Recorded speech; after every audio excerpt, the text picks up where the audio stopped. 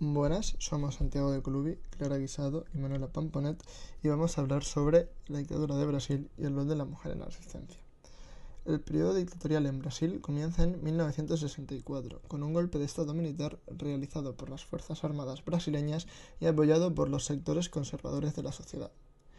Este golpe de estado pone fin al gobierno democráticamente electo de João Goulart y se encuadra entre las dictaduras participantes del llamado Plan Cóndor, que fue contra los movimientos izquierdistas de Norteamérica impulsado por los Estados Unidos.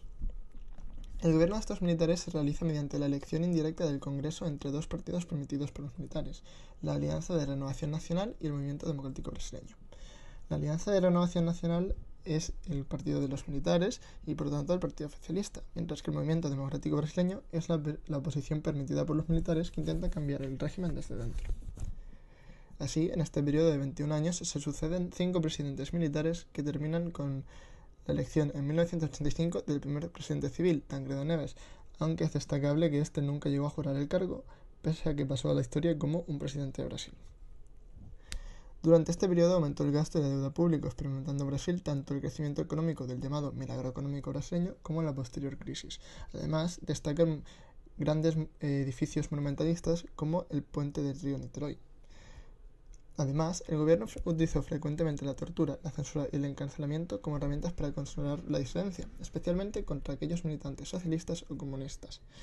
Dentro de esta dictadura encontramos 3 periodos. Uno primero de formación de instituciones, que dura hasta 1967, otro especialmente represivo por la formación de guerrillas, que dura hasta 1974, y un tercero que tiene una lenta apertura hasta la caída de la dictadura en 1985. Durante este régimen se dieron flagrantes violaciones de los derechos humanos, destacando el periodo guerrillero como el periodo más represivo, puesto que las guerrillas apostaron por un modelo similar al cubano para acercar a la dictadura. Las consecuencias de la represión del régimen dictatorial no comenzaron a ser estudiadas hasta 2011, cuando se estableció la Comisión Nacional de la Verdad para investigar dicha represión, aunque se puede observar su tamaño por la Ley de Amnistía de 1979, que liberó a más de 25.000 personas. Ahora vamos a hablar del rol de la mujer en la resistencia durante esta dictadura brasileña, a través de 2 ejemplos, el de Dilma Rousseff y el de Eunice Paiva. Empezando por Dilma Rousseff, ella nace el 14 de julio de 1947 en Belo Horizonte. Hija de un empresario búlgaro y de una maestra brasileña, recibió una buena educación en una escuela católica. Aquí tenemos una foto de ella de pequeña con su padre. Durante la década de los 60, con el inicio de la dictadura, a partir de 1969, se unió al movimiento guerrillero de Brasil, pasando a la clandestinidad y utilizando diversos nombres. Se convirtió en una de las fugitivas más buscadas del país, calificada incluso como una subversiva Juana de Arco. En 1970, ella fue arrestada, encarcelada y severamente torturada por más de 2 años. Y, una vez liberada, el gobierno militar le prohibió participar en actividades políticas. Aquí se le ve durante su detención, en esta foto. Sin embargo, en los últimos años del régimen, ella luchó por los derechos de los encarcelados y de los ciudadanos que habían sido perseguidos y habían perdido sus derechos civiles.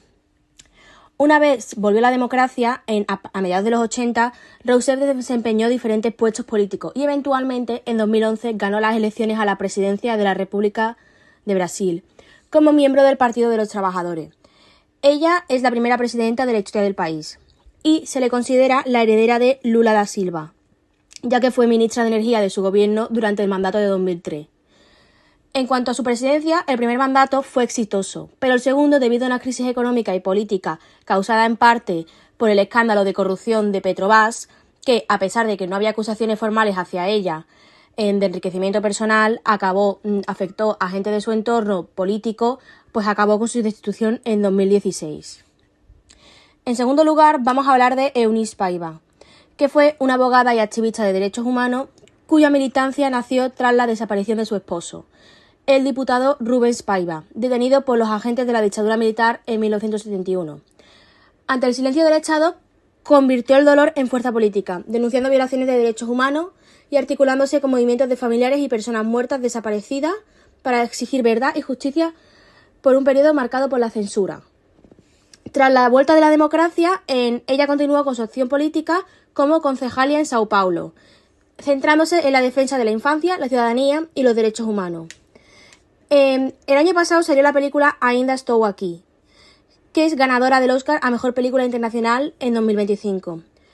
Esa película retrata su trayectoria, acompañándola desde el inicio en cuando se da el impacto de la desaparición de Rubens, hasta su lucha por criar a sus hijos y enfrentarse a la violencia estatal. Al situar la experiencia femenina en el centro de la memoria sobre la dictadura, la obra muestra cómo el autoritarismo afectó profundamente a la familia, especialmente a las mujeres que asumieron responsabilidades emocionales, económicas y políticas en medio de la hostilidad del régimen. Al destacar la presencia silenciosa y el coraje de Eunice, la película amplía comprensión de lo que significó resistir durante la dictadura y dialoga con debates actuales sobre memoria, negacionismo y derechos humanos, reforzando la importancia de preservar relatos reales de sufrimiento y resistencia para que la violencia de Estado no sea olvidada ni repetida. Y bueno, aquí están las referencias que hemos utilizado.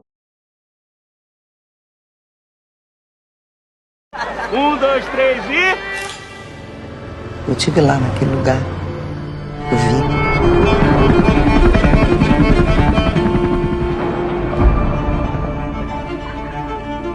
A comunidade internacional está de olho nessa história.